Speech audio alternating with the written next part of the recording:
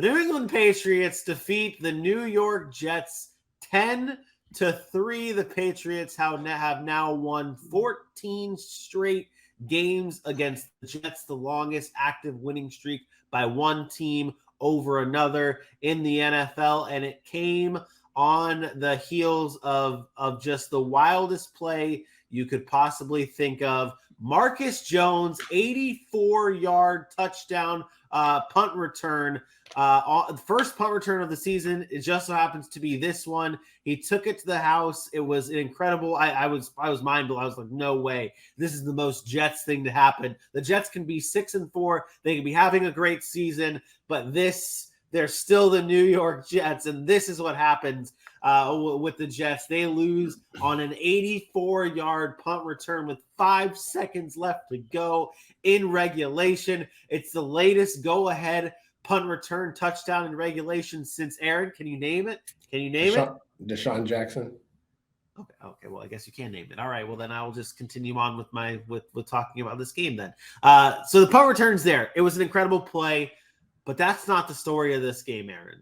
I think the biggest story from this game is the play of Zach Wilson for the Jets. 9 of 22, 77 yards, sacked 4 times in this game. They had more punts than he had completions in this one. After the game, he was asked if he felt like the offense let the defense down. He just flat out said no. That seems to be heavily talked about this morning amongst the media. Your thoughts on Zach Wilson's performance and his reaction after the game when he said, we didn't let the defense down? Since you want to start with Zach Wilson, I'll start there. Zach Wilson ain't it. And this is not a knock to his talent, because I do think he's talented, and I don't think everything that's going to be thrown on him today is his fault. I will make that very clear. Receivers aren't getting open. New England does a really good job at what they want to do against the Jets. We know that. This is what happens in the NFL. Matchups make fights, and this fight is just not fair. Belichick versus this Jets team is just not fair. But Zach Wilson probably would have had my support still, because I'm a big Zach Wilson guy coming out of the draft. I thought he could be something good, something special. He probably still would have had my support at some level had he not did what he did on the podium. You know what I'm about, Vinny. I'm about leadership. I don't like guys who blame other people. I do this every day at my job.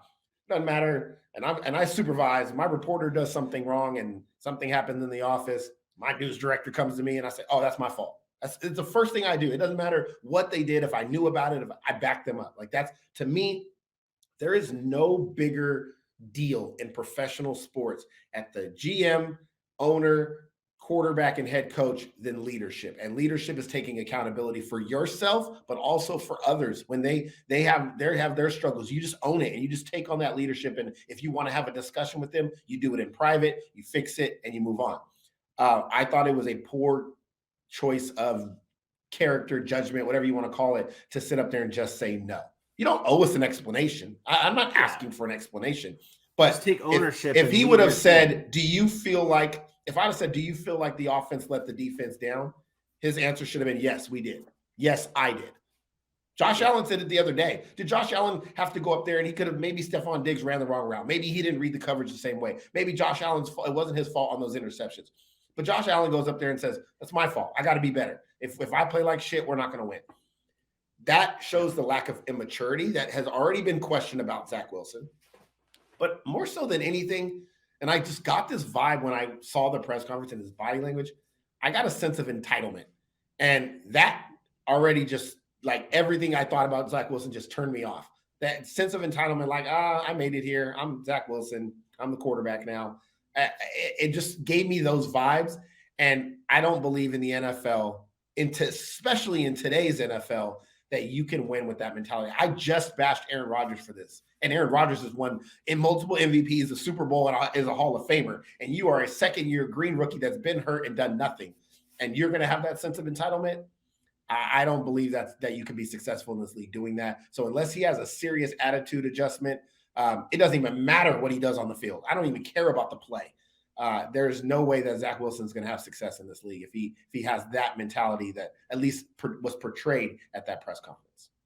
Yeah, and I mean that seems to be the vibes that came off from that Zach Wilson presser, and it's interesting because we talk about the quarterbacks from that draft class: Zach Wilson, Trevor Lawrence, Justin Fields, Mac Jones, those guys, and we talk about how we would talk about like patience with these quarterbacks and the mistakes that they make and how they can possibly be overcome. And we're starting to see it with guys like Trevor Lawrence and Justin Fields. And while Mac Jones is doing Mac Jones's thing over there.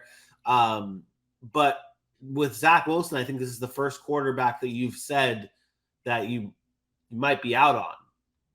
I've been out on Mac Jones before he was drafted. Well, so like I said, Mac Jones is over there doing what he does. Like we're not going to get back in it. We'll get into Mac Jones when we talk Patriots in just a second. I think the other three are great though. Like I believe Trevor Lawrence is going to be great. I believe Justin Fields is going to be great, and I believe that how I feel about Trey Lance. I believe that Trey Lance, when he comes back and he's able to play, is going to be great.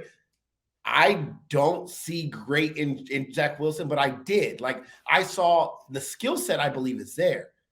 I am out because of this, like the leadership, the heart. How much do you want it? Like that to me is bigger than the talent, because I believe you can work to be more talented, to be more great, to be better at something. You can't, it's hard to change your personality and your attributes and that's hard to shift. That you've been doing that your whole life, then that's a problem. Yeah.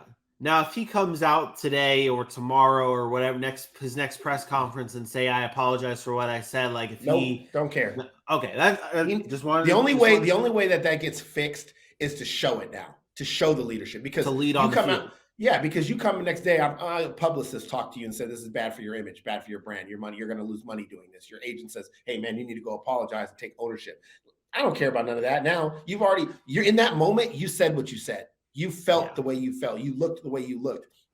That's when you get people at their most honest, right? And so going forward, I need to see him take accountability on the field. Right? And then after every press conference from here on out, he needs to be up there owning it. And then I can say, okay, he's making a shift. But until then, I don't believe it. But I didn't even want to talk about Zach Wilson, to be honest, because you glossed over the punt return. Not glossed over it, but you talked about it, and then you asked me a different question. And I wanted to talk about the coaching. Okay. I wanted to talk about how poor of a job that I thought Robert Saleh did as a head coach in that situation. First of all, excellent defensive coach. Arguably one of the best culture changes. Him, Dan Campbell. You guys know how I feel about Robert Saleh. I like him. In that situation, there's two things you're telling your punter. Number one, you're kicking it to the sideline.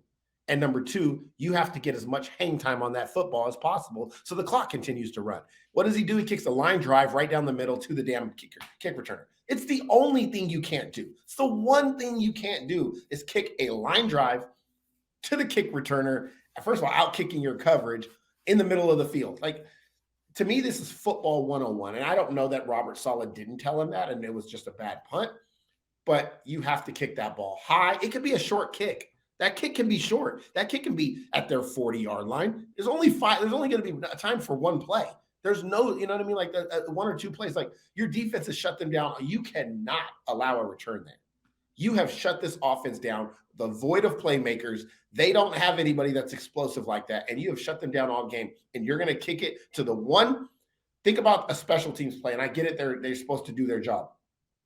You have none, like Sauce Gardner's not out there. Your best defensive players are not out there playing in their normal lineup situations to defend this. You did not put the ball, or you did not give your best unit the opportunity to win the football game or at least get the ball back. It was just a poor coaching decision and poor execution by the punter.